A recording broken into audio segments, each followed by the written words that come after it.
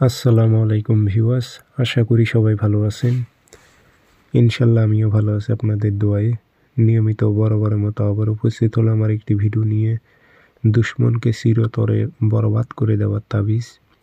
আপনার যে দুশমন আছে চিরতরে আপনি ধ্বংস করতে পারবেন, তাকে বরবাদ করে দিতে পারবেন। কাজটি কিভাবে করবেন বিস্তারিত সব কিছু বলে দেব। ভিডিওটি শুরু থেকে শেষ পর্যন্ত দেখবেন, চ্যানেলটি সাবস্ক্রাইব করে রাখবেন।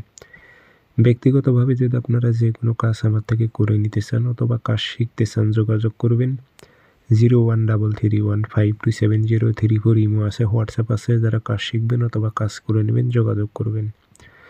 এটি মানে দুশমন আপনার বরবাদ হয়ে যাবে, শারীরিক, মানসিক, আত্মিক চারিদিক দিয়ে সে ক্ষতিগ্রস্তর মধ্যে পড়ে যাবে। কীভাবে প্রয়োগ করবেন নিয়মকানুনগুলো বলে দিতেছি, আপনারা ভালোভাবে নোট করে রাখেন। শনিবারে অথবা মঙ্গলবারে আপনি তাবিজ লিখবেন দুপুর 12টার দিক, সাদা কাগজে কালো কালি দিয়ে একটা তাবিজ লিখবেন। নাম যদি আপনি আরবিতে পারেন তাহলে আরবিতে দেবেন, আর যদি না পারেন বাংলাতে দিলেও হবে। অমুকের ছেলে অমুক বরবাদ হোক, ধ্বংস হোক উল্লেখ করে দেবেন। আগরবাতির ধোয়া দেবেন, আতর ভরায় দেবেন,